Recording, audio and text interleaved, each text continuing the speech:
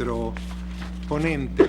El engrose yo lo elaboré conforme a la decisión mayoritaria en ese momento, pero voté en contra y emití voto particular, y por lo tanto voy a apartarme, voy a votar en contra del proyecto una vez más, porque yo considero que, contrario a lo que se sostiene en el proyecto, los datos relativos al lugar de salida y llegada de las aeronaves de la flota presidencial sí deben ser públicos y deben quedar a disposición del solicitante, dando la información o dando cuenta de la ciudad o localidad relativa, insisto, tanto del inicio de vuelo como del lugar a donde va.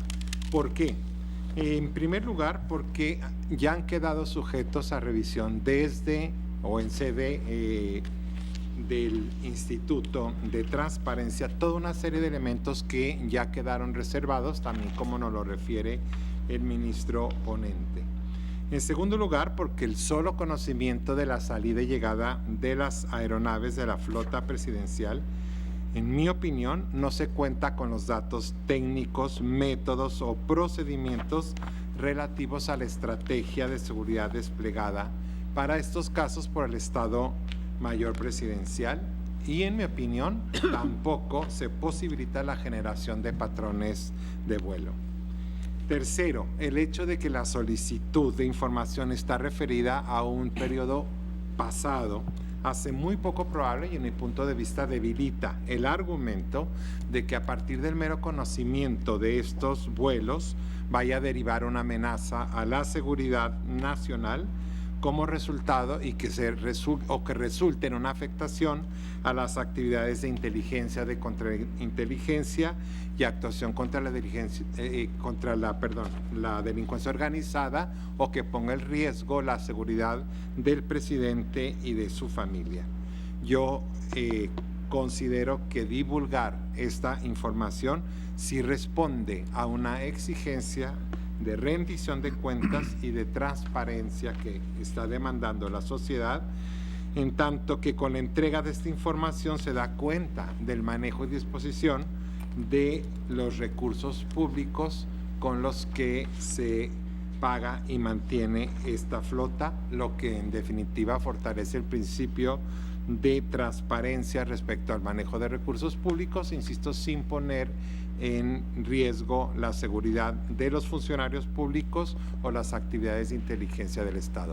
Y si se llegara a considerar que aún información que se está dando sobre el pasado pudiese por ahí generar, por su repetición, un patrón en cuanto a los destinos de esta flota, yo creo que el Estado Mayor cuenta también con los protocolos y las estrategias para cambiar precisamente estos patrones. Por lo tanto, como lo hice en el precedente, votaré en contra del proyecto.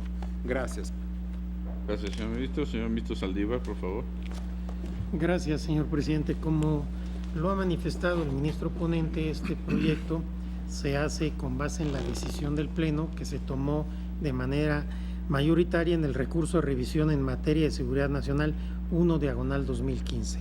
En aquel asunto yo voté en contra y elaboré un voto particular en donde establecí las razones por las cuales me aparté del precedente, y por esas mismas razones invocadas en ese voto, las cuales reiteraré y ampliaré en un nuevo voto particular, yo estaré en contra del proyecto. Gracias, presidente. Gracias, señor ministro. Señora ministra Luna, por favor. Gracias, señor presidente. Tal como lo han mencionado, este asunto tiene como precedente el similar 1/2015, en el que yo voté de conformidad con el sentido. Me aparté de algunas consideraciones, lo mismo haría en este asunto, y me reservaré el formular un voto concurrente. Gracias, señor presidente. Señor ministro Pérez Dayán, por favor. Gracias, señor ministro presidente. Aquí, como se ha establecido, esto tiene como antecedente un precedente que, si bien ocupaba una ley diferente, por lo que hace a la disposición específicamente invocada y que es motivo de análisis, resulta exactamente aplicable. En aquella ocasión en que esto se discutió, formé parte de la mayoría que resolvió declarar fundado el recurso de seguridad nacional frente a una solicitud exactamente igual a la que tenemos aquí.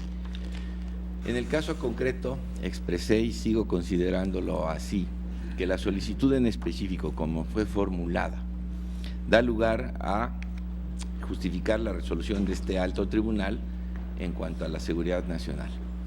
Lo dije en aquella ocasión y lo reitero ahora. La solicitud implica todos los vuelos del Estado Mayor Presidencial respecto de estas 6 aeronaves de 2011 a la fecha, incluyendo, entre otras cosas, lo que han denominado millas náuticas, número de pasajeros, carga, tiempo de vuelo, aterrizajes y ciclos adicionales o información que pueda dar indicios de tales datos en el apartado reportes de tripulación, así como el número de personas, lugar de origen y destino. Al solicitar la de todos los vuelos desde aquella fecha, permitirá, para mí no cabe duda, generar un estudio muy claro de lo que podría ser el análisis de datos estructurados y con ello generar patrones que en efecto puedan poner en riesgo la seguridad nacional.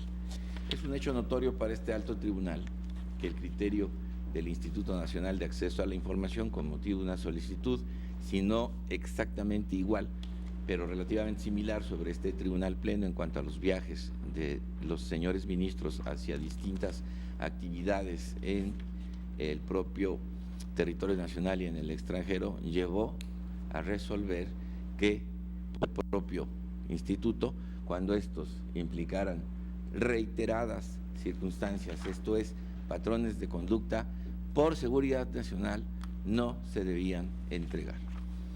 Hoy, de alguna manera, vemos una resolución diferente de aquel criterio ya establecido en relación con este alto tribunal, de ahí que lo invoco como un hecho notorio.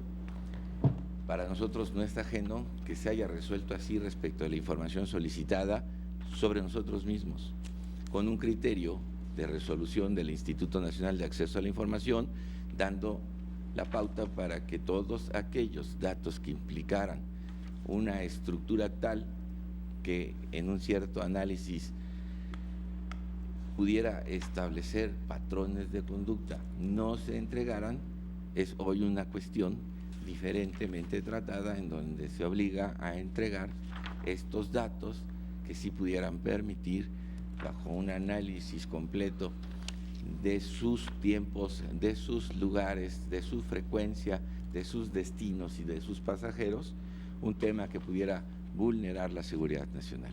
En un caso entonces se reconoció el que estas cuestiones que eran reiteradas no se entregaran, pero sí las aisladas. En otro caso se obligó a la entrega de toda la información. Bajo esta perspectiva creo que está más de acuerdo con el criterio reseñado y entregado a este alto tribunal por parte del Instituto Nacional de Acceso a la Información, en el sentido de que ese tipo de información sí puede generar dificultades de seguridad, no aquella que se da de carácter aislado, con lo cual yo estoy completa y absolutamente de acuerdo. Específicamente qué lugar, específicamente qué día, nada que pudiera comprometer establecer toda una estrategia para conocer exactamente cuáles son los caminos, las rutas, las frecuencias y alcanzar con un grado de certeza bastante elevado que algo volverá a suceder. Con esta perspectiva, yo nuevamente voto en favor de este proyecto, aclarando que lo que más cuestiono sobre esta determinación es la generalidad de la información que va de un punto a otro, es decir, de una fecha hasta el día en que se entregue, incluyendo la totalidad de los datos, lo cual, en palabras del propio Instituto Nacional de Acceso a la Información, no fue así resuelto para nuestro caso, en el que con toda claridad dijo cualquier cuestión que pudiera permitir establecer una conducta reiterada y reiterable no debe ser entregada. Aquí veo una diferencia de criterio y entonces creo que el correcto es el al que me he referido, en el cual se puede dar alguna información que no resulte de manera repetitiva, como para producir con un alto grado de posibilidad saber exactamente qué sigue. Eso sí creo atente contra la seguridad nacional. Insisto, es un hecho notorio para todos nosotros que así se resolvió. Sobre la misma materia, este alto tribunal ha resuelto un criterio similar, de manera que, para ser congruente con uno y con otro, una cuestión resuelta internamente, otra resuelta jurisdiccionalmente, expreso estar de acuerdo con el proyecto, porque a eso me obligo cuando voto por un lado y voto por el otro. Gracias. Gracias, señor ministro. Señor ministro Gutiérrez, por favor. Gracias, ministro presidente. En el asunto, en el precedente de este asunto, yo voté en contra, formé parte de la minoría a la que hizo alusión el ministro Lainez y el ministro Saldívar, por lo tanto mantendré mi voto en contra del proyecto. Gracias, ministro presidente. Gracias, señor ministro. Señor ministro Medina Mora. Muchas gracias, señor presidente. En mi posicionamiento en el recurso 1-2015 yo voté a favor. Yo comparto el proyecto en tanto que se limita a determinar si la difusión de la información podría generar o no un daño, sin hacer una revaloración de la clasificación de información que fue hecha por el propio instituto. Yo creo que la entrega parcial de información puede llevar a que cada una de las partes sea contextualizada o concatenada posteriormente para obtener información que de otra suerte tendría que ser considerada como reservada. Desde esta perspectiva, la divulgación de la información relativa a todos estos datos que se solicitan y que son materia de la resolución que se analiza, pudiera dar indicios que, aun cuando entendida de manera aislada, podría considerarse no ser lesiva a la seguridad nacional, ya concatenada sí me parece que constituye una información que la vulnera, al permitir el riesgo de que se actualicen actos en contra de la seguridad nacional, así como afectar las acciones del Estado Mayor Presidencial para salvaguardar la integridad del jefe del Estado mexicano, ya que permiten saber una ubicación geográfica precisa y patrones de traslado rutinarios. Por esa razón, conforme fue mi posicionamiento en el precedente, yo voto a favor del proyecto. Gracias, señor ministro. ¿Alguien más, señores ministros? Señora ministra Piña. Brevemente, porque este asunto prácticamente recoge las consideraciones que se sustentaron en el precedente al que han hecho alusión los señores ministros que me antecedieron. Yo comparto el sentido de que la información debe ser de máxima publicidad, pero como lo ha determinado este Tribunal Pleno, existen excepciones, y una de estas excepciones es precisamente, y como se ha dado en diversas tesis, cuestiones que impliquen riesgo para la seguridad nacional. Yo creo que en cada caso en concreto se debe ir viendo en su contexto, y al margen de que se pudiesen establecer reglas generales para que puedan normar el sentido o la postura de cada uno, se debe analizar el caso concreto para determinar si procedería o no poner en riesgo la seguridad nacional. En este caso, lo que el instituto estableció que tenía que darse como información y que no afectaba la seguridad nacional fue todo el rubro de ruta, todo lo que comprendiera la ruta de las aeronaves presidenciales. Yo considero que en este aspecto, como tal, la ruta y como fue analizada en el precedente, sí implica un riesgo para la seguridad nacional y por lo tanto yo estaré de acuerdo con el proyecto. Gracias. Gracias, señora ministra. ¿Alguna otra observación? Señor ministro Franco. Gracias, señor presidente. Muy brevemente, porque entiendo este asunto fue discutido ampliamente en la ocasión anterior, aunque diferente, recurso de revisión, pues es exactamente lo mismo. Consecuentemente voy a ser muy breve. Yo no coincido en tres aspectos. El primero es el alcance que se le da al recurso de revisión en el caso concreto. Me parece que es un recurso verdaderamente excepcional que surgió bajo un contexto de necesidad, déjenme ponerlo así, por las condiciones que tenemos, para que solo un funcionario pudiera hacerlo valer, cuando además, ¿no?, solo por una causa se pueda afectar al país, porque es materia de seguridad nacional. Consecuentemente, creo que esto es un recurso muy específico, muy especial, que tiene características especiales, y creo que el proyecto, con el mayor respeto, no coincido con la forma en que le da el alcance, el contenido y alcance que debe tener. En segundo lugar, también difiero específicamente de las partes reservadas. Coincido con quienes se han expresado en el sentido de que no pone, en mi opinión, en peligro la seguridad nacional, salvo que, como bien lo decía la ministra Piña, y coincido con ella, en casos particulares pudiéramos tener elementos para que ello sucediera, ¿no?, cuando la información es de origen, destino, inclusive hora de salida, la hora de llegada. Lo que sí creo es que podría reservarse los puntos específicos, por ejemplo, de llegada, pero esto no está abordado. Consecuentemente, yo me separo en estos puntos también del proyecto.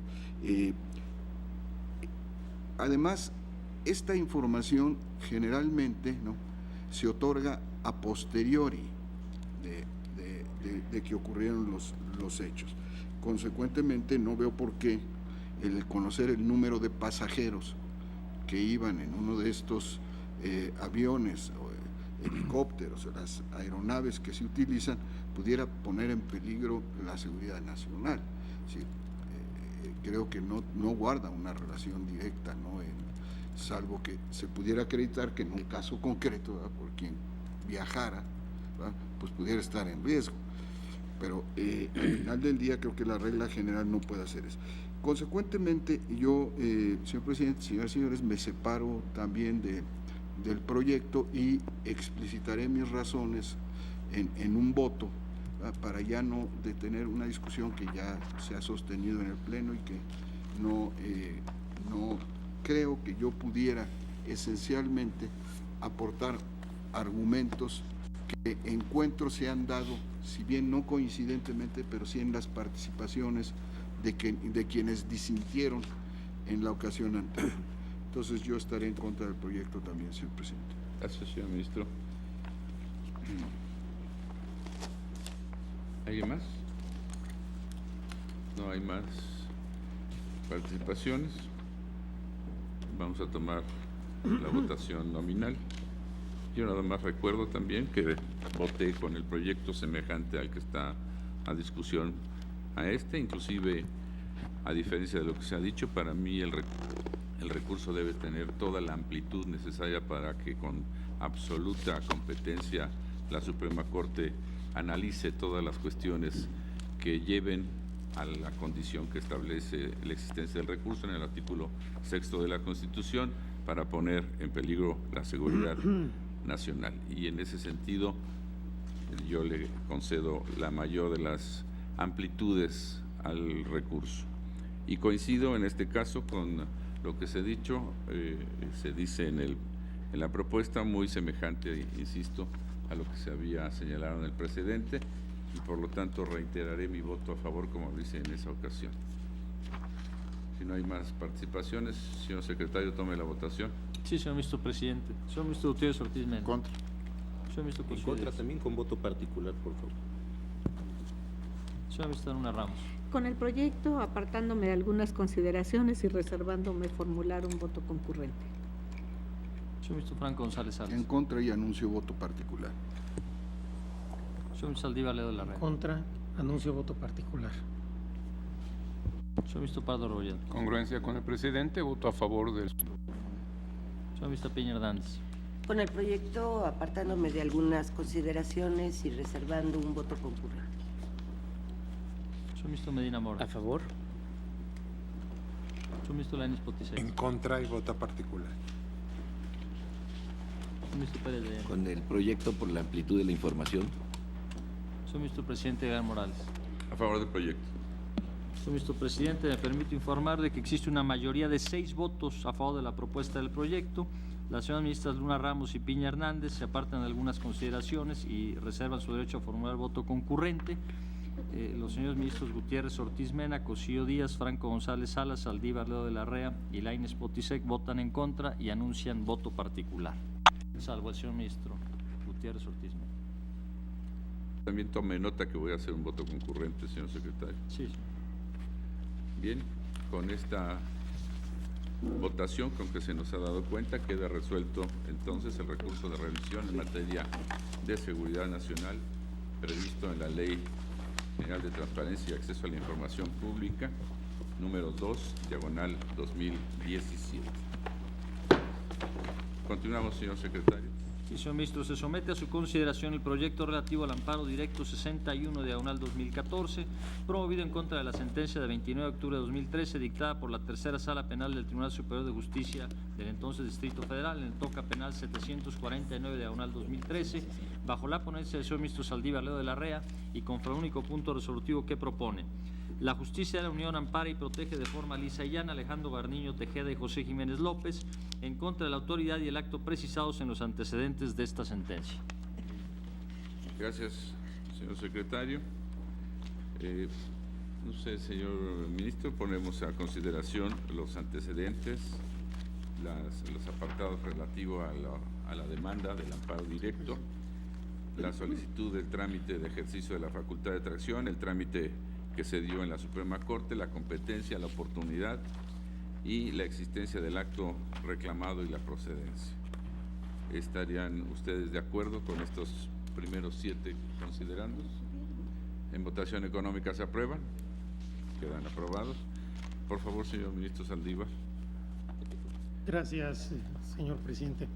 Señoras y señores ministros, en primer lugar, me parece oportuno recordar que el asunto que hoy someto a su consideración está relacionado con los eventos ocurridos el 20 de junio de 2008 en la discoteca bar News Divine con motivo de un operativo realizado por la Secretaría de Seguridad Pública del Distrito Federal para atender una queja vecinal en la que se denunciaba que ese lugar acudían menores de edad a quienes se les vendía alcohol y drogas, según la versión de las autoridades. También hay que destacar que este asunto fue analizado en ocasiones anteriores, tanto por la primera sala como por este tribunal pleno, la última vez en las pasadas sesiones de 11 y 12 de septiembre del presente año. El pleno discutió un proyecto bajo la ponencia del señor ministro José Ramón Cosío Díaz, en el que proponía negar el amparo a los quejosos, propuesta que fue desechada por la mayoría de los miembros de este alto tribunal. Ahora bien, me parece de la mayor importancia señalar que ni en los asuntos que habremos de resolver en este tribunal pleno, ni en los previos que fueron resueltos por la primera sala, esta Suprema Corte se ha pronunciado sobre la responsabilidad de quienes ordenaron, diseñaron y organizaron este fallido operativo policial que tuvo trágicas consecuencias que todos conocemos. Lo que hemos analizado en dichos asuntos es la responsabilidad penal de determinados servidores públicos que participaron en la ejecución del operativo, pero no la de quienes lo organizaron y diseñaron. Sin que esto suponga adelantar un pronunciamiento sobre casos penales donde se analiza la responsabilidad individual de cada uno de los funcionarios que tuvieron algún tipo de participación en esas labores de organización y diseño del operativo, quiero enfatizar que el proyecto que presento a este tribunal pleno en modo alguno implica avalar un operativo policíaco que en su planeación presentó gravísimos errores y fallas inadmisibles en un Estado constitucional de derecho que debe tener como eje rector el escrupuloso respeto a los derechos humanos de las personas, cuya protección debe ser reforzada cuando se trata de menores de edad. Estamos en presencia de un operativo mal diseñado, mal organizado y mal ejecutado. Del análisis de los elementos de prueba que obran en el expediente, puede afirmarse que en efecto lo que ocurrió fue una deficiente e incorrecta planeación del operativo, bien sea porque no existió orden de operaciones alguna, que estableciera las funciones, acciones específicas y responsabilidades de cada una de las unidades y sectores involucrados, puesto que no hay certeza sobre la existencia de la orden general de operaciones de forma previa a la realización del operativo, o en caso de haber existido, debido a una adecuada organización y diseño de la ejecución de la misma. En efecto, de las pruebas que obran en el expediente, se desprende que la mayoría de los sujetos que participaron en el operativo ni siquiera sabían a dónde se dirigían o qué funciones realizarían, mucho menos cuestiones de suma importancia como cuántas personas se encontraban dentro del establecimiento, cuál era la geografía del lugar o qué problemáticas podrían presentarse y, en su caso, cómo deberían de ser atendidas. Atendiendo a lo anterior, en relación con la planeación del operativo de esta discoteca, puede afirmarse que existieron grandes omisiones por parte de las autoridades capitalinas, entre las que destacan las siguientes. Primero, el no establecimiento de un plan de acción o medidas destinadas a la prevención y control de emergencias durante el operativo. Segundo, determinación de técnicas de operación adecuadas para causar el menor daño a los adultos y menores de edad que se encontraban dentro del establecimiento. Tercero, la verificación previa del lugar y de los factores técnicos circunstanciales de posibles riesgos y complicaciones que podrían presentarse durante la operación policial. Y cuarto, el incorrecto reclutamiento por los elementos policiales para la ejecución de la orden. En relación con la ejecución del operativo, me parece importante mencionar que el gobierno del entonces Distrito Federal tenía pleno conocimiento de la existencia de menores de edad dentro del establecimiento, por lo cual, de conformidad con el artículo 4º constitucional y con la Ley de los Derechos de las Niñas y los Niños en el Distrito Federal vigente en aquella época, se encontraba obligado a preservar un mayor deber de cuidado en el manejo de la situación y de la integridad de los jóvenes. En este sentido, el caos organizativo del operativo, la falta de coordinación entre distintos cuerpos policiales, así como la inexistencia de comunicación y planeación previas sobre las posibles contingencias a presentarse durante el operativo, solo pueden ser imputables a los funcionarios y mandos a los que correspondía la organización y planeación del operativo. Así las cosas, los errores cometidos en la fase de planeación y ejecución produjeron un caos generalizado desde el inicio del mismo, en el que los elementos de la policía no conocían sus funciones ni el objeto del operativo, además de que eran pocos los que contaban con la preparación necesaria para afrontar las complicaciones que se presentaron. Una vez establecido que los lamentables hechos ocurridos el 20 de junio de 2008, con motivo del operativo realizado en la discoteca Bar News Divine, fueron consecuencia en gran medida de la falta de implementación de un modelo adecuado para este tipo de tareas, así como a las irregularidades propias a la planeación y ejecución del operativo, me gustaría hacer algunas precisiones en torno al fondo del caso que nos ocupa.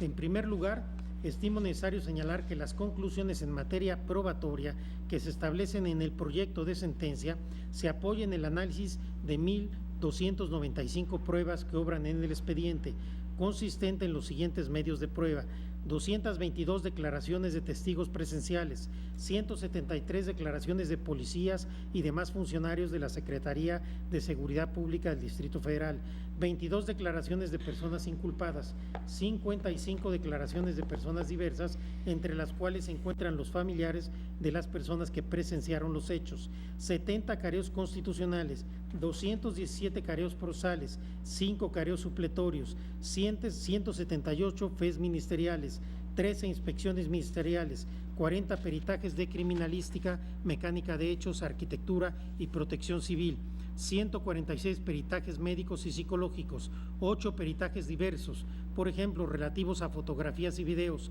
4 diligencias de investigación, 91 documentales remitidas por las autoridades, informes y oficios, 50 pruebas documentales y una junta de peritos. En segundo lugar, también resulta oportuno destacar que tanto el juez de la causa como la sala de apelación consideraron a los quejosos responsables por la comisión del delito de ejercicio ilegal de servicio público, en virtud de que estos faltaron a su deber de proteger a las personas, pues a pesar de que observaron cómo sus subordinados formaban una contención humana en torno a la entrada principal de la discoteca, que de acuerdo con esa versión generó en última instancia daños a las personas que estaban en el establecimiento, omitieron dar la orden de que se replegaran y permitieran la salida de las personas aglutinadas. Al respecto, la consulta aclara que si bien la forma comisiva del delito de ejercicio ilegal del servicio público es a través de una omisión, también se trata de un delito de resultado, y el que se le atribuye a los quejosos en este asunto es precisamente el daño a las personas que estaban dentro del bar. Así debe enfatizarse que los quejosos no fueron condenados simplemente por omitir realizar una conducta, sino porque se supone que la omisión que se les atribuye, no dar la orden de disolver el muro o valla, causó daños a las personas que estaban dentro del establecimiento. Como se expone a continuación, el proyecto sostiene que el análisis de la evidencia disponible en el expediente no permite llegar a esa conclusión. La propuesta que se somete a su consideración es que el Ministerio Público no presentó evidencia más allá de duda razonable para acreditar la existencia de un nexo causal entre la formación del muro de contención en torno al acceso de la discoteca News Divine y los daños a las personas que estaban dentro del establecimiento. De ahí que no se pueda considerar que dar la orden de disolver el muro hubiera evitado el resultado, situación que se traduce en una vulneración del derecho de los quejosos a la presunción de inocencia en su vertiente de estándar de prueba. Para llegar a tal conclusión, el proyecto reitera que de conformidad con la doctrina de este alto tribunal, el principio de presunción de inocencia tiene tres vertientes. Primero, como estándar de prueba. Segundo, como regla de tratamiento del imputado. Y tercero, como regla probatoria. Para los efectos del presente asunto, el proyecto desarrolla la primera de las vertientes antes mencionadas, especialmente por lo que hace al estándar de más allá de toda duda razonable que está implícito en este derecho fundamental. Esta Suprema Corte ha sostenido que el derecho a la presunción de inocencia en su vertiente de estándar de prueba exige contar con un alto nivel de confirmación de la hipótesis de la acusación para poder declararla suficientemente probada y en consecuencia para poder condenar penalmente a una persona. Así, la culpabilidad del imputado debe probarse más allá de toda duda razonable. En este orden de ideas, como se explica a continuación, el proyecto sostiene que la aplicación de este estándar de prueba al caso concreto nos conduce a rechazar la conclusión de la sala responsable respecto a la responsabilidad de los quejosos. A partir de un análisis integral de los elementos probatorios disponibles descritos en la consulta, puede sostenerse que en realidad la aglomeración de personas dentro del establecimiento no se ocasionó a partir del muro de contención formado por los quejosos, sino que la misma comenzó a formarse varios minutos antes como consecuencia de tres factores. Primero, el cierre de la puerta por donde salían los jóvenes durante las primeras etapas del operativo a causa de ciertos disturbios que tuvieron lugar al exterior del establecimiento.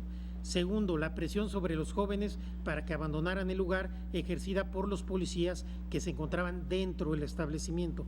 Y tercero, la decisión de apagar las luces y el aire acondicionado del lugar, lo que ocasionó una falta de aire y generó un ambiente sofocante.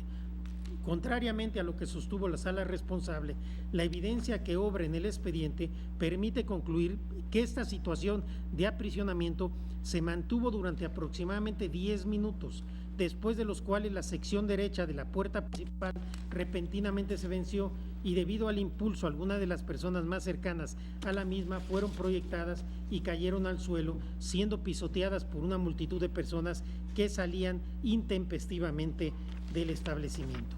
Es precisamente en ese momento cuando varios elementos de la Secretaría de Seguridad Pública, sin que exista constancia de una orden para ello, conformaron una contención humana en torno a esta sección de la puerta, lo cual se mantuvo por un lapso de 3 y 5 minutos. Así las cosas, el proyecto sostiene que en el presente caso el Ministerio Público no presentó evidencia para acreditar, más allá de toda duda razonable la existencia de un nexo causal entre la formación del muro de contención en torno al acceso de la discoteca Bar News Divine y los daños a las personas que estaban dentro del establecimiento.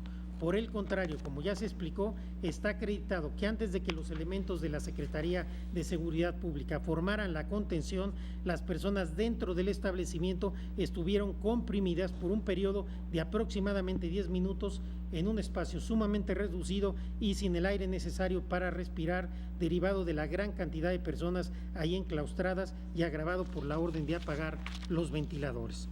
De esta manera, si de conformidad con la fracción cuarta del artículo 259 del Código Penal para el Distrito Federal, comete el delito de ejercicio ilegal de servicio público, quien teniendo obligación por razones de empleo, cargo, comisión de custodiar, vigilar, proteger o dar seguridad a las personas, lugares, instalaciones u objetos, incumpliendo su deber en cualquier forma propicie daño a las personas o a los lugares, instalaciones, objetos o pérdida o sustracción de objetos que se encuentren bajo su cuidado, la consulta sostiene que no es posible sostener que los quejosos hubieran propiciado con su conducta consistente en la omisión de ordenar a los elementos de policía que desintegraran el muro de contención los daños a las personas que estaban dentro del establecimiento. La sala responsable asumió como premisa fáctica que el mecanismo causal que dio lugar a los daños de las personas fue el muro de contención. De ahí que se entendiera que la omisión que les atribuye a los quejosos, consistente en ordenar su desintegración, también pueda considerarse como la causa de los daños a las personas, toda vez que desde su perspectiva, si el muro se hubiera disuelto, no se hubiera causado el daño. No obstante, de acuerdo con lo anteriormente expuesto, el proyecto rechaza enfáticamente que esté acreditada la premisa fáctica de la que parte la sala responsable, toda vez que no existen elementos que prueben, más allá de toda duda razonable, la existencia de un nexo causal entre el mencionado muro de contención y los daños a las personas. Y si esto es así, tampoco puede sostenerse que esté probado que la omisión de los quejosos propició los daños sufridos por las personas dentro del establecimiento, lo que significa a su vez que no está acreditado que los quejosos cometieron el delito de ejercicio ilegal del servicio público. Ahora bien, aún suponiendo sin conceder que fuera posible acreditar el nexo causal entre la conducta desplegada por los quejosos, omitir dar la orden de disolver el muro de contención y el resultado imputado, daños a las personas que estaban en el establecimiento, el proyecto aclara que en atención a los diversos errores e irregularidades que se presentaron durante la planeación y ejecución del operativo, no era previsible para los quejosos que saber que estaban ocurriendo daños a las personas dentro del establecimiento. Al respecto, se afirma que en atención a los diversos errores e irregularidades que se presentaron, la mayoría de los elementos de la Secretaría de Seguridad Pública no tenían conocimiento siquiera de a dónde se dirigían o qué funciones realizarían, mucho menos cuestiones de suma importancia como la cantidad de personas que se encontraban dentro del establecimiento o la estructura interna del inmueble. En virtud de esta situación y tomando en consideración la forma en que se desarrollaron los hechos, el proyecto concluye que resultaba imposible para los quejosos haber previsto que dentro del establecimiento aún se encontraban una gran cantidad de personas, que éstas habían sido empujadas por los policías en el interior hacia el acceso del establecimiento y que además se había apagado el aire acondicionado, factores que fueron los que generaron el resultado típico imputado a los quejosos. En consecuencia, la consulta considera que los quejosos no se encontraban en condiciones de prever que su omisión agravaría la precaria situación de los jóvenes dentro del establecimiento, suscitada por los factores anteriormente mencionados y que generaría los resultados típicos imputados. Finalmente, la consulta también afirma que resulta insostenible la versión de la Sala de Apelación en el sentido que el muro de contención a que hemos venido haciendo referencia se formó debido a la ausencia de camiones para retener a los jóvenes una vez que abandonaran el establecimiento, en tanto que se encuentra demostrado que en el lugar se encontraba un camión de la línea RTP prácticamente vacío. Por el contrario, Las declaraciones de los policías preventivos coinciden al señalar que el objetivo de dicha contención era la de controlar la salida de los jóvenes para evitar que se causaran daños a las personas que se encontraban en el suelo como consecuencia de la apertura repentina de la sección derecha de la puerta, mientras que en el expediente no existe constancia de que pueda derivarse que dicho muro fue formado por los policías acatando orden expresa de sus superiores. Por tanto, una vez demostrado que la mencionada conclusión de la Sala de Apelación no tuvo sustento alguno en el expediente y frente a la inexistencia de algún medio de prueba que demuestre que el motivo detrás de la contención fue otro que el de auxiliar a las personas que se encontraban en el suelo, la consulta considera que las conclusiones expuestas anteriormente podrían verse reforzadas por el hecho de que los quejosos en el presente juicio de amparo no generaron con su actuar un riesgo jurídicamente desaprobado o inadmitido socialmente. Dado que en el presente caso se advierte una indebida valoración de los elementos que se traduce en una notoria insuficiencia probatoria, por lo cual no es posible tener por acreditada la responsabilidad penal de los quejosos en la comisión del delito de ejercicio ilegal del servicio público, con fundamento en el artículo 77, fracción primera de la Ley de Amparo, el proyecto propone conceder el amparo y protección de la justicia federal en forma lisa y llana. Gracias, presidente. Gracias, señor ministro. Señor ministro Cosío. Gracias, señor presidente. En la sesión del 11 de septiembre de este año se debatió en este tribunal pleno el primero de los asuntos que aquí se está presentando, esto es el amparo directo 61-2014. En el mismo, la propuesta que formulé fue en el sentido de negar el amparo solicitado bajo la consideración medular de que las pruebas que obran en la causa penal permiten sostener que sí está acreditado el delito de ejercicio ilegal de servicio público y la plena responsabilidad de los quejosos en su comisión. Asimismo, que las penas impuestas a los solicitantes del amparo no resultan violatorias de sus derechos humanos. Después de debatirse el asunto en las sesiones del 11 y 12 de ese mismo mes y año, por supuesto, por este tribunal pleno, y al no existir mayoría con mi propuesta, se ordenó retornar el asunto al señor ministro Saldívar para elaboración de un nuevo proyecto conforme, entiendo, al sentido de la mayoría, que es el que acaba de presentarnos. La propuesta del ministro Saldívar que hoy se nos presenta es en el mismo sentido que en su momento presentó en la primera sala, es decir, considerando como argumento que la sentencia reclamada vulnera los derechos de los quejosos en virtud de que la sala responsable incurrió en un error de apreciación de las pruebas y en vía de consecuencia de los hechos.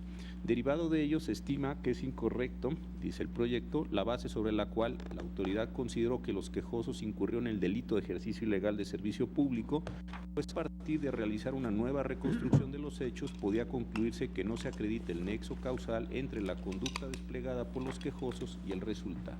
Esto es, que con motivo de su actuar dentro del operativo ocasionaron daños a las personas y porque era imposible que los quejosos tuvieran conocimiento de lo que sucedía adentro, por lo que no era previsible para ellos el resultado. No coincido con el sentido propuesto. Sigo convencido de que los ahora quejosos sí incurrieron en un ejercicio ilegal del servicio público dentro del operativo News Divine en los términos que señaló la sala responsable y que con motivo de ello algunas personas resultaron dañadas en su vida e integridad corporal. Como sabemos, 12 personas perdieron la vida y otras 7 resultaron lesionadas, algunas de manera grave e irreversible. Tal como lo manifesté en las sesiones del 11 y 12 de septiembre que ya mencioné, así como al emitir mis votos particulares en los amparos directos 59-2014 y 60-2014, resueltos por la primera sala de la Suprema Corte en sesión del 8 de abril del 2015 y los diversos 10, 12, 13 y 17 del 2015, fallados también por la primera sala en sesión del 27 de enero de 2016 en la parte relativa a los hechos que se tuvieron por probados. Considero que adverso a lo sostenido en la consulta en la parte medular, que para mí está en las páginas 93 a 117, en la especie el material probatorio que obra en la causa penal sí permite concluir que los amparistas, con motivo de su empleo y en su carácter de manos de la policía, acudieron a un operativo mal organizado, en eso coincido, en la discoteca News Divine, con la finalidad de verificar si se vendían bebidas embriagantes o drogas a menores de edad. Lo anterior sin tomar las medidas ni previsiones necesarias previamente ni durante el más álgido contexto del evento para evitar que las personas a las cuales debían proteger no resultaran dañadas en su vida e integridad dada su posición de garantes. En mi opinión, fue correcto el actuar de las autoridades responsables al estimar que los quejosos de los presentes juicios sí incurrieron en el delito de ejercicio ilegal de servicio público, pues ellos eran garantes del bien jurídico que debió protegerse, a saber, la vida e integridad de los jóvenes, y a pesar de ello omitieron actuar como les era debido, es decir, privilegiar en todo momento la vida e integridad física de estos, puesto que ante la situación advertida, como bien lo consideró la responsable, debieron ordenar en su calidad que cesaran las vallas de contención y realizaran lo necesario para evitar tan fatal resultado. Lo anterior porque, insisto, el muro o valla de contención sí fue uno de los factores primordiales que contribuyó al daño de las personas, sumado ello, desde luego, a la falta de actuar por parte de los mandos de policía antes y durante el momento más álgido del evento, por lo que estimo que el resultado, esto es, el daño en la integridad de las personas, era previsible. En efecto, como le he dicho, basta con preguntarnos lo siguiente: ¿qué habría sucedido si el muro de contención formado por policías para evitar la salida de los jóvenes no hubiera existido y continuado el flujo normal de las personas en el área de salida? Esto, después de examinar el amplio material probatorio, mismo al que se refirió muy puntualmente el señor ministro ponente y que todos tuvimos a la vista, me lleva a la conclusión de que el resultado habría sido otro para las personas que estaban dentro del lugar y que resultaron dañadas. En segundo lugar, porque era evidente para quienes estaban fuera que algo, lo voy a dejar así, sucedía en el interior del establecimiento y que ello podía producir daños en la integridad de las personas. Lo anterior porque existen en el expediente pruebas suficientes que demuestran que las personas que estaban adentro del lugar, en su mayoría jóvenes, empezaron a gritar pidiendo ayuda e insistieron en que se les permitiera la salida. Sin embargo, los amparistas continuaron sin realizar ningún acto tendente a que la valla o muro de contención cesara, a pesar de que era evidente que podía causarse daños a las personas que estaban en el interior del lugar, tal como sucedió, olvidando con ello que tenían una posición o calidad de garantes sobre las personas que estaban dentro del mismo establecimiento. En efecto, debe recordarse que los ahora quejosos tenían una posición de garante sobre todas las personas que estaban en el interior del lugar, debido a que uno de los elementos característicos de esta figura requiere que la gente tenga a su cargo la protección del bien jurídico protegido, en este caso, el que se encuentra en la ley, pues los quejosos, al aceptar el empleo de jefes de policía, funciones de seguridad, aceptaron la custodia de la vida e integridad de las personas, tal como lo ordena las fracciones 4ª y 11ª del artículo 17 de la Ley de Seguridad Pública del Distrito Federal, las cuales en esencia establecen que los elementos de los cuerpos de seguridad pública del entonces Distrito Federal debían actuar con la decisión necesaria y sin demora en la protección de las personas, así como de sus bienes, lo que no sucedió en este caso, pues su actuar omisivo sí contribuyó al resultado final, es decir, a que diversas personas resultaran, como ya lo dije, dañadas en su vida e integridad, siendo esto suficiente para tener por acreditado el delito que nos ocupa. Debe recordarse que los quejosos en este juicio de amparo directo, a diferencia de los diversos que fueron juzgados en los amparos resueltos por la primera sala, no fueron condenados por la muerte de las 12 personas durante el operativo News Divine, ni tampoco por los 7 que resultaron lesionados. Esto es, en la causa penal de la que deriva el acto reclamado, no se les atribuyó que ellos privaran de la vida o lesionaran a dichas personas. Ellos fueron condenados porque en el marco del operativo News Divine incurrieron en un ilegal ejercicio del servicio público, pues incumplieron con el deber de proteger a las personas que estaban dentro del citado bar, con lo que abandonaron su posición de garantes, y con motivo de ello, algunas personas resultaron dañadas en su vida e integridad corporal, siendo suficiente que unas de ellas resultaran lesionadas para tener por actualizado, en los términos que he señalado, el delito que nos ocupa. Con motivo de ello, considero que las personas que están promoviendo el amparo sí son penalmente responsables del delito ejercicio ilegal del servicio público en términos del artículo 159, párrafo primero, fracción 4ª del Código Penal para el Distrito Federal, por lo que estimo que la sala responsable actuó correctamente al imponer la pena de prisión de 5 años, 9 meses, entre otros. Por estas razones, señor presidente, y siendo este ya un asunto que hemos debatido largamente tanto en la sala como en el pleno, seguiré estando en contra, y de no ser necesario, pues estas mismas razones serían las que sostendría en los otros asuntos que están considerados para nuestra vista el día de hoy. Gracias, señor presidente. Gracias, señor ministro Cosío. Señor ministro Medina Mora, por favor. Muchas gracias, señor presidente. En primer lugar, yo quisiera reconocer el proyecto que se nos pone a consideración este día, porque en él se rescatan, me parece, los puntos más importantes de las intervenciones que hicimos todos nosotros al discutir el proyecto que fue puesto a consideración del Pleno y que ha sido ampliamente referido en sus consideraciones por el ministro Cosío. Quiero expresar que estoy a favor del sentido y las consideraciones del proyecto por las siguientes razones.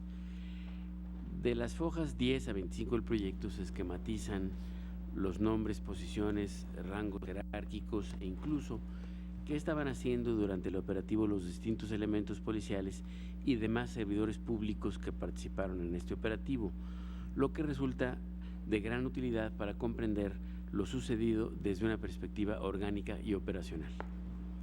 Además de que ayuda a entender el grado de desorganización que hubo en el operativo, tanto en su falta de planeación como en la ejecución que trajo consigo tan lamentable resultado.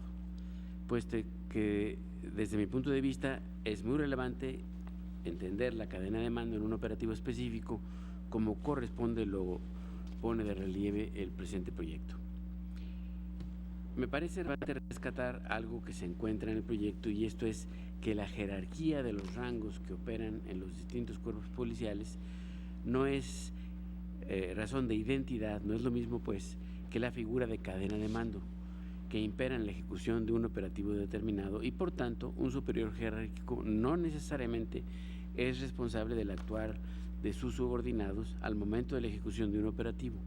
En contraste, al mando en un operativo es quien está a cargo de la ejecución del mismo y sobre quien recae la responsabilidad en todo caso, pudiendo ser incluso el rango jerárquico superior quien tenga que acatar las órdenes del mando durante el operativo en función de la cadena de mando de la planeación y de la orden de operaciones del operativo específico. En conjunción con lo anterior, me parece correcto el enfoque del nuevo proyecto, por lo que hace a que la valoración que se hizo del caudal probatorio y respecto a la presunción de inocencia en su vertiente de estándar de prueba, lleva a determinar que en el presente caso no se logró acreditar, más allá de la duda razonable, el nexo causal entre las conductas señaladas y el resultado material. Por lo expuesto, yo estoy a favor del proyecto, al concluir que no es posible sostener que los ahora quejosos hubieran propiciado con su omisión de ordenar disolver el muro los daños a las personas que estaban dentro y consecuentemente no está acreditado que cometieron el delito de ejercicio ilegal del servicio público al resultarles imposible prever lo que sucedía al interior del establecimiento, así como que la resolución de la sala responsable no estuvo debidamente sustentada en el expediente. Por lo anterior, votaré a favor del proyecto que propone conceder el amparo de forma lisa y llana. Es cuanto, presidente. Gracias, señor ministro. Señor ministro Pérez Dayán.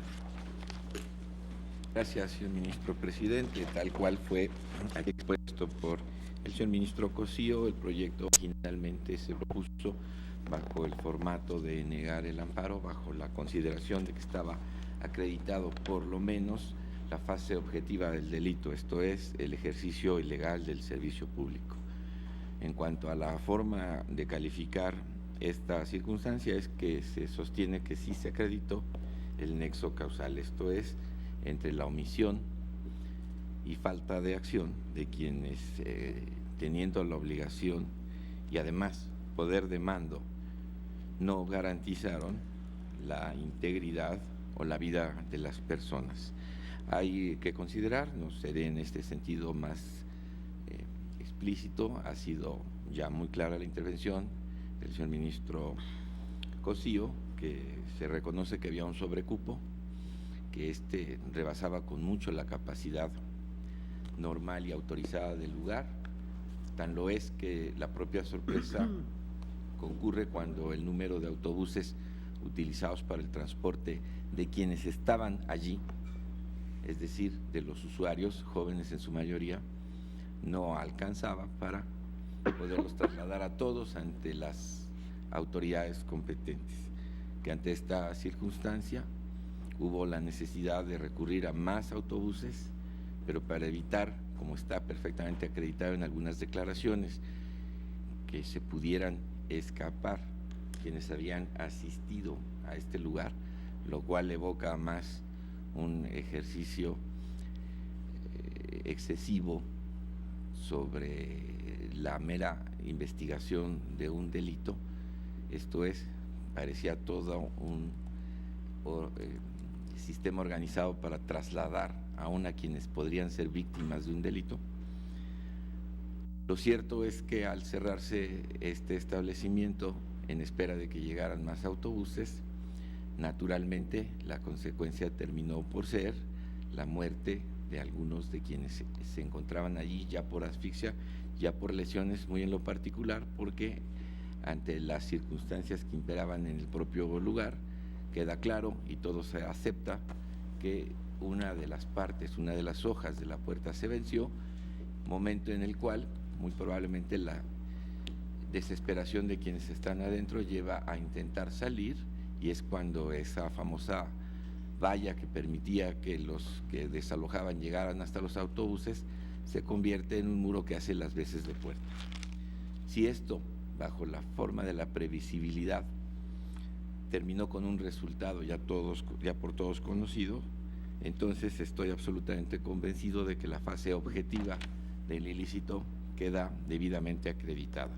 En tanto el proyecto que se somete a la consideración de este alto tribunal considera que esto no sucede así, yo no estoy de acuerdo con su conclusión, me parece que las razones son suficientes para entenderlo de esa manera.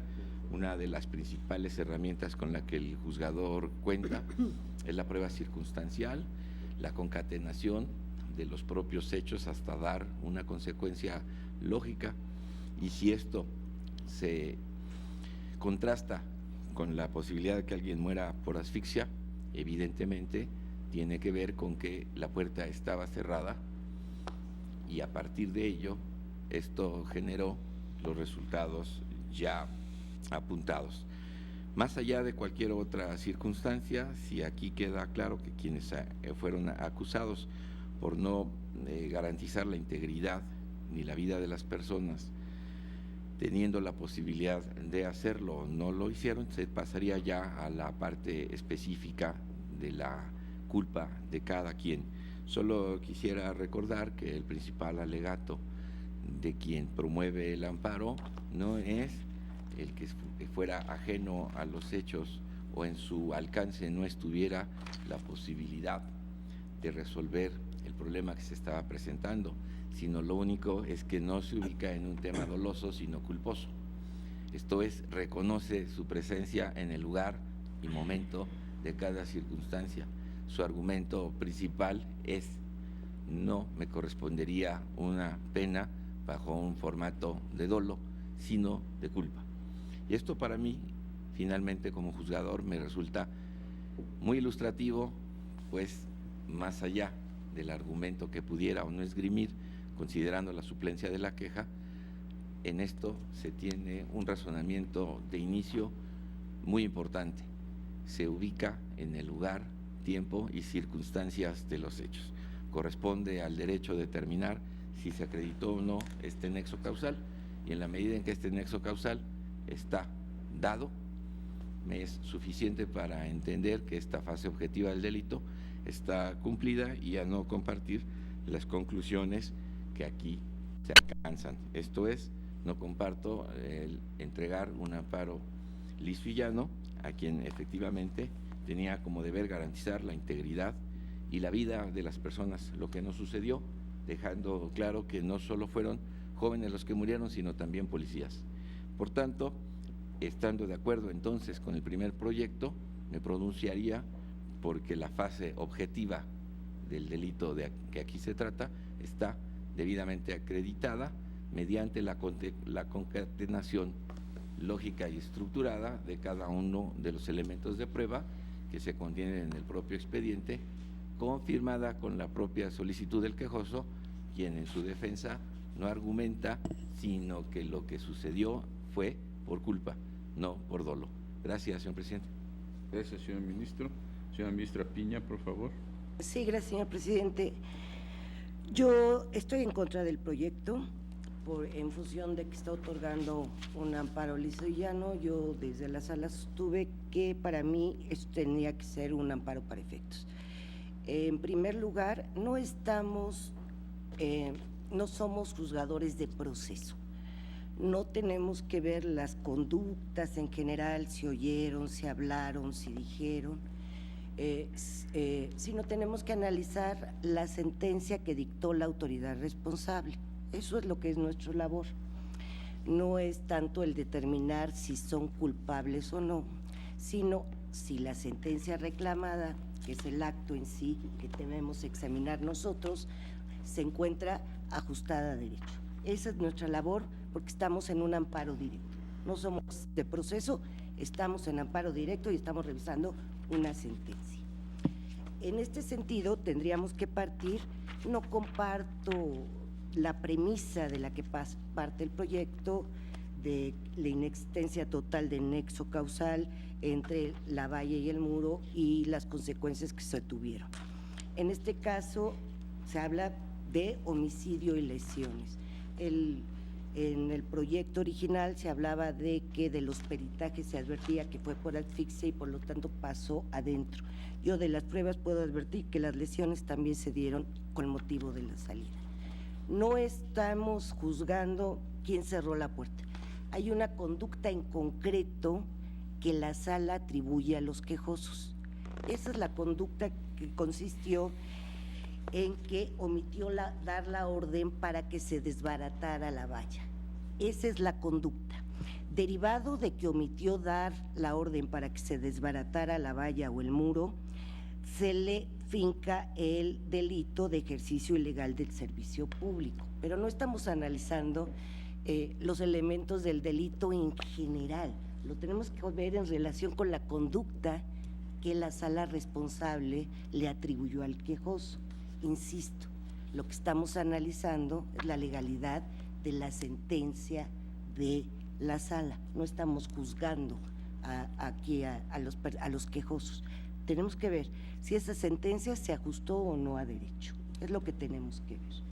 No sé si cometieron otras conductas, si efectivamente resultaron lesionadas las personas o dónde se cometió. Para mí, lo que yo tengo que revisar en amparo directo es la legalidad y constitucionalidad de la sentencia que dictó la sala, en esos términos. Ni atribuirle más conductas, porque no soy juez de proceso. En este sentido, la conducta está claramente definida por la sala, de ahí desprende la existencia del delito. Como omitió dar la orden de desbaratar el muro o valla, esto provocó en parte las lesiones que se efectuaron, que se produjeron a los muchachos en este caso. Y precisamente es un delito de omisión. ¿Por qué estoy en contra del proyecto? Precisamente partiendo de la premisa. Para mí, el proyecto parte de analizar la litis en forma diferente a la sala. Yo lo podría hacer, pero no comparto cómo se realizó. El proyecto parte de analizar los hechos y establecer que no hay un nexo causal entre la formación del muro, la valla, y el homicidio, las lesiones a los muchachos. Este aproximamiento al asunto yo no lo comparto. Yo creo que sí puedo desprender un nexo causal de las constancias que hay en el expediente.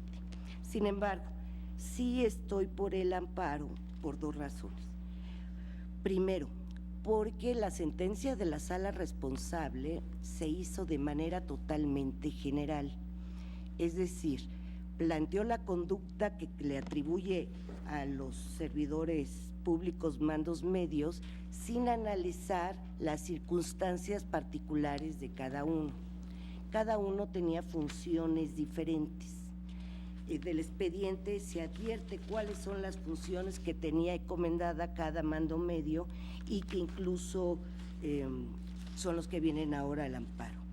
También se advierte la función o dónde estaban en el momento de los hechos y cuál fue su declaración con relación a las funciones que estaban realizando.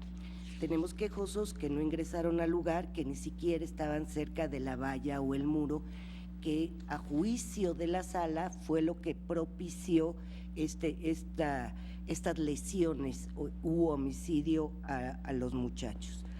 En ese sentido, si estamos viendo la conducta de cada uno, debemos también ver si estaban en posibilidad de evitar ese daño. Es decir, si la conducta omitió dar la orden para que se desbaratara la valla o el muro, entonces tenemos que ver si los quejosos estaban en posibilidad de advertir esa situación y por lo tanto dar la orden de que se desbaratara la valla o el muro.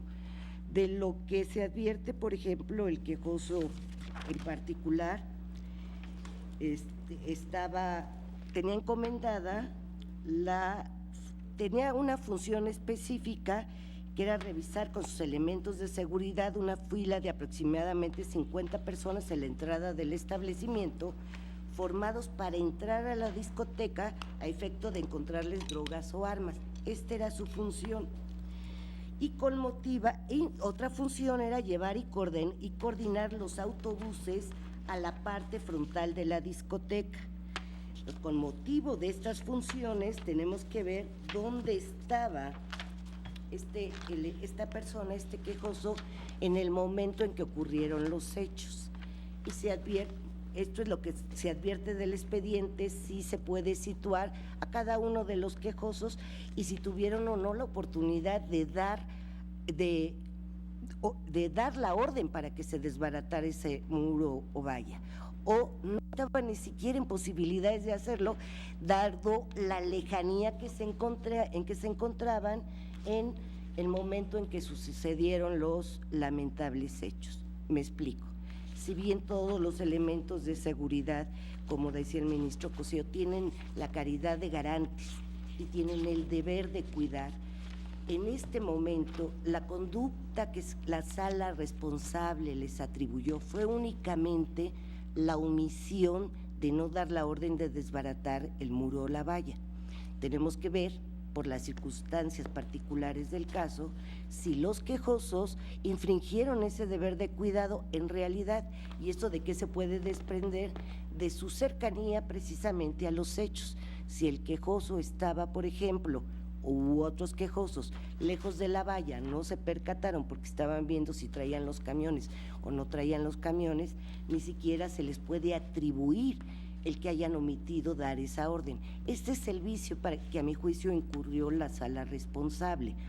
Hizo una condena general de todos los servidores públicos, en este caso de los mandos medios, sin analizar en concreto la conducta y la situación particular de cada uno de ellos. Por otra parte, también considero que no existe un dolo eventual, sino una culpa con representación, que es precisamente el concepto de violación que hacen valer los quejosos. Primero, se tiene que analizar en dónde se encontraba cada uno de los quejosos y analizar concretamente su responsabilidad en función de su ubicación en los lamentables acontecimientos.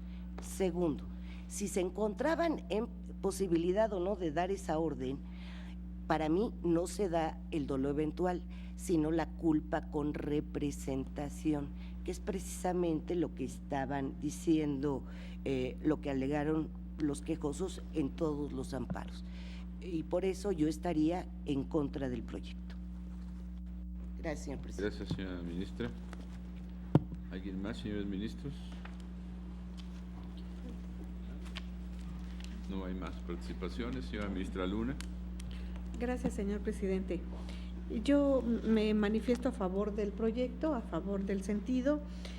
Me apartaré de algunas consideraciones. Me parecen muy interesantes todas las participaciones de la señora ministra y de los señores ministros que me han precedido en el uso de la palabra. Yo quiero manifestar que en la ocasión anterior que se presentó el proyecto por parte del señor ministro Cosío, yo estaba en comisión oficial y no participé en la discusión. Sí, efectivamente, en mi opinión, existen pues demasiados indicios de que no hay un material probatorio que de alguna manera establezca la posibilidad de determinar la culpabilidad de las personas que han acudido. Como bien lo señala la señora ministra Piña, finalmente la idea sería determinar si hubo o no el problema de omisión que se les atribuye en otorgar la orden. Pero fundamentalmente creo que lo importante es, llevando a cabo minuto a minuto la secuela de los actos que dieron origen a este operativo y que de manera muy detallada se presentan en el proyecto, pues sí, efectivamente se llega a la conclusión de que no existe un material probatorio específico que determine. Primero, a mí me parece puesto en razón lo que dice la ministra Piña, dónde estaban, si había o no la posibilidad de que estuvieran en posibilidad de dar la orden de que se levantara o no esa valla. Sin embargo, a mí me parece también muy importante otra situación que se marca en el proyecto, donde se menciona que llegaron 2 camiones inicialmente, que se anunció en el micrófono por parte del propietario del establecimiento, en donde se determina que hay un operativo y que invitan a toda la gente a desalojar el establecimiento. Incluso penetran algunos policías, si no mal recuerdo 3, que están diciéndoles a los jóvenes que tienen que desalojar. Sin embargo, al parecer el lugar de acceso es un túnel ascendente o descendente, según donde uno esté, que al parecer tiene un poco de problema en cuanto a la reducción del espacio para poder salir. ¿Y qué es lo que sucedió? Sí había una valla de policías que en un principio escoltaban, o podríamos decir establecían una especie de túnel para salir del establecimiento hasta los camiones, en donde los jóvenes fueron subidos. Sin embargo, al parecer también se llenaron 2 camiones y tuvo que llegar un tercero, al que ya nada más subieron 7 jóvenes. Y la razón por la que ya no subieron los demás es porque se había cerrado la puerta de entrada. Lo que a mí me parece también muy importante es que se hace notar en el proyecto que en este momento en que estaba la puerta cerrada, había 3 elementos de la policía adentro tratando de sacar a los muchachos, pero los que estaban afuera, en el momento en que se cierra la puerta, tratan de abrirla. Al menos se dice de manera expresa, los elementos de la policía que se encontraban afuera intentaron abrir nuevamente la puerta peatonal, pero por la fuerte presión desde el interior resultó imposible abrirla. Tan fue así que incluso dentro de las personas que fallecieron estaban los 3 policías que entraron. Entonces, ¿qué sucedió?